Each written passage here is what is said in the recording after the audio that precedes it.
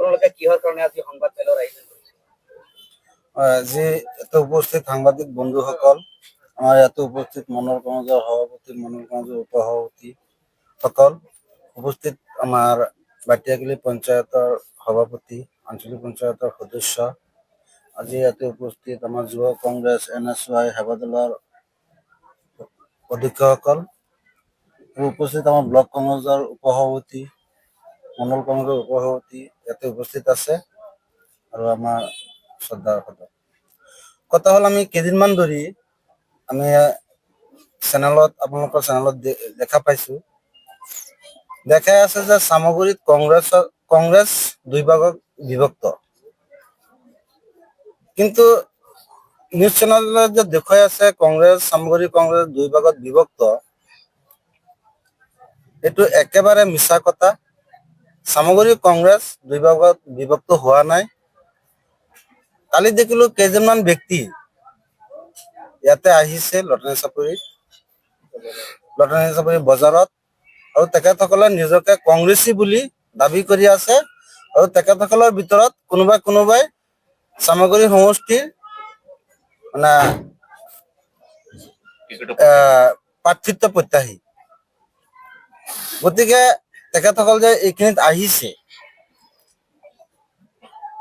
যদি তেখেতসকল কংগ্ৰেছী হয় বা কংগ্ৰেছী হ'লহেঁতেন, তেতিয়াহ'লে ইয়াতে আহি আমাৰ মণ্ডল কংগ্ৰেছ, আমাৰ যুৱ কংগ্ৰেছ, নহ'লে আমাৰ NSY, আমাৰ মণ্ডল কংগ্ৰেছৰ বিষয়ববীয়াসকল আছে, কাৰো লগতো এওঁলোকে যোগাযোগ কৰা নাই।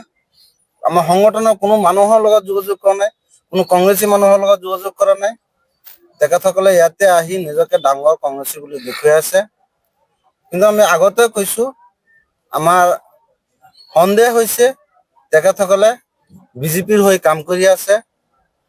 আৰু আপোনালোকে দেখিছে, এজন হৈছে শ্বহীদুল্লাহ মাষ্টৰ, তেখেতে আগতো আমাৰ চামগুৰি সমষ্টিত আছিলে, বৰ্তমানো চামগুৰি সমষ্টিত, কিন্তু তেখেতক আপোনালোকে কেতিয়াবা যোৱা আমাৰ উপ নিৰ্বাচন গৈছে, ইমান এটা ভয়াৱহ পৰিস্থিতি গৈছে, আপোনালোকে তেখেতক কেতিয়াবা দেখা পাইছেনে? কোনোবা এটা মিটিঙত, কোনোবা এটা আমাৰ কংগ্ৰেছী মানুহৰ লগত দেখা পাইছেনে?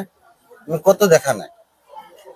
আৰু বৰ্তমান যোনটো নতুন সমষ্টি হৈছে চামগুৰি সমষ্টি, তেখেতসকল আমাৰ লগত নতুন সমষ্টিত সংযুক্ত হৈছে। আমাৰ যে যোৱা পঞ্চায়ত ইলেকশ্যন গৈছে, এই যোৱা পঞ্চায়ত ইলেকশ্যনত আমি তেখেতসকলক ক'তো দেখা নাই। আজিলৈকে আমাৰ ইয়াতে কোনেও ক'ব নোৱাৰিব তেখেতসকল যোৱা পঞ্চায়ত ইলেকশ্যন আমাৰ কংগ্ৰেছৰ হৈ পেলাই তেখেতসকল ক'ৰবাত ওলাইছে, কংগ্ৰেছৰ হৈ পেলাই প্ৰচাৰ চলাইছে, আজিলৈকে আমি দেখা নাই। কিন্তু হঠাৎ এখেতসকল ক'ৰ পৰা ওলাল, পুৰণীয়া পক্ষীৰ নিচিনা ক'ৰ পৰা ওলাই আহি তেখেতসকল কৈ আছে তেখেতসকল টিকটৰ প্ৰত্যাশী, আৰু চামগুৰিত তেখেতসকলে তাঞ্জিলৰ এগেইনষ্টত কৈ আছে, তাঞ্জিলে চামগুৰি সমষ্টিত তাঞ্জিলে টিকেট পালে কৈছে তাঞ্জিল ফেইল কৰিব। চামগুৰি সমষ্টি আমাৰ যিমান কংগ্ৰেছী মানুহ আছে, আমাৰ যিমান সংগঠন আছে, আমি সকলোৱে তাঞ্জিলক বিচাৰি আছো, আৰু আমাৰ প্ৰত্যেক কংগ্ৰেছী মানুহে তাঞ্জিলক বিচাৰি আছে।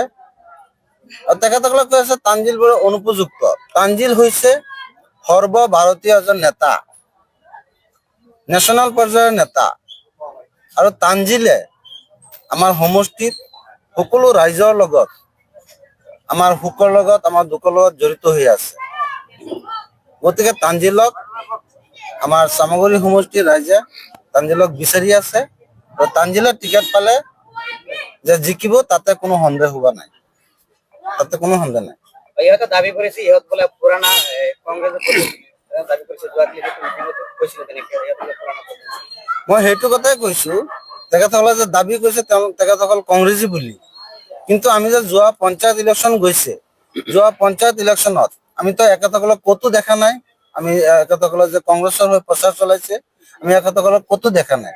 আৰু এজন মানুহ যে ৰহমত, আমাৰ জিউমাৰী জিপি, তেখেতে যোৱা পঞ্চায়ত নিৰ্বাচনত বিজেপিৰ হৈ পেলাই প্ৰচাৰ চলাইছে, আৰু আপোনালোকে দেখা পাইছে আমাৰ জিউমাৰী যোনটো পঞ্চায়ত, সেই জিউমাৰী পঞ্চায়তত আমাৰ কংগ্ৰেছ দলৰ পৰা আমাৰ যোনজন AP সদস্য কংগ্ৰেছ দলৰ পৰা জিকিছে। গতিকে তেখেত বিজেপি হৈ প্ৰচাৰ কৰাৰ পিছতো তাতে আমাৰ কংগ্ৰেছ জিকিছে। গতিকে তেখেতসকলে এই বিজেপি কৰি পেলাই তলে তলে বিজেপি কৰি পেলাই ওপৰে ওপৰে কংগ্ৰেছী দেখুৱাই আমাৰ মানুহক যোনটো মানে বিভ্ৰান্ত কৰিবলৈ চেষ্টা কৰি আছে, কেতিয়াও সেইটোত সফল হ'ব নোৱাৰে। আৰু তেখেতসকলৰ লগত কেতিয়াও আমাৰ কোনো কংগ্ৰেছী মানুহ তেখেতসকলৰ লগত সঁহাৰি নিদিয়ে।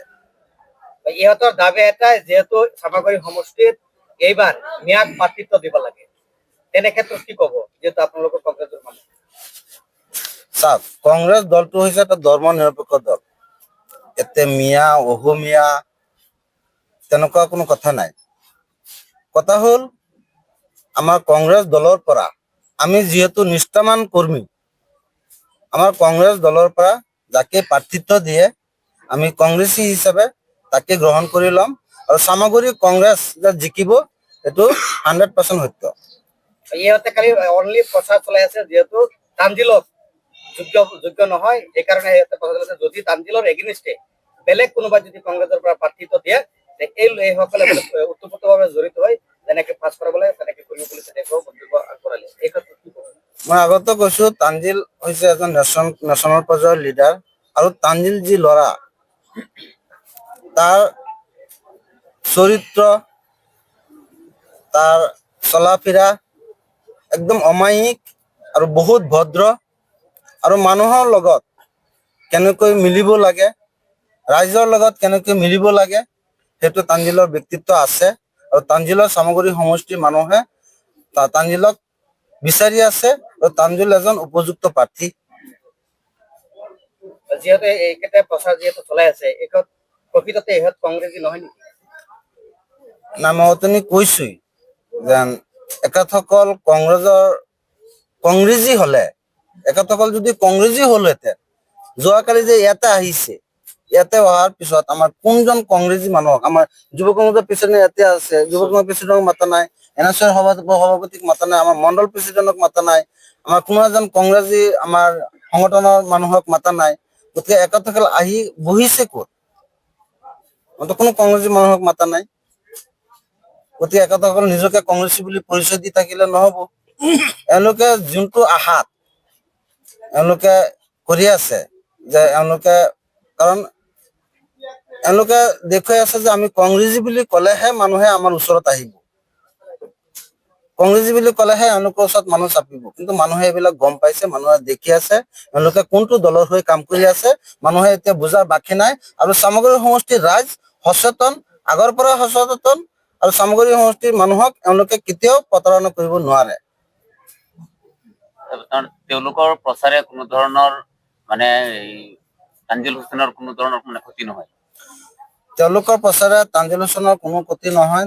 আপোনালোকে দেখা পাইছে আমাৰ যোনটো পঞ্চায়ত নিৰ্বাচন গৈছে, আমাৰ 4টা জিলা পৰিষদ জিকিছে, আমাৰ 8টা আঞ্চলিক সদস্য জিকিছে।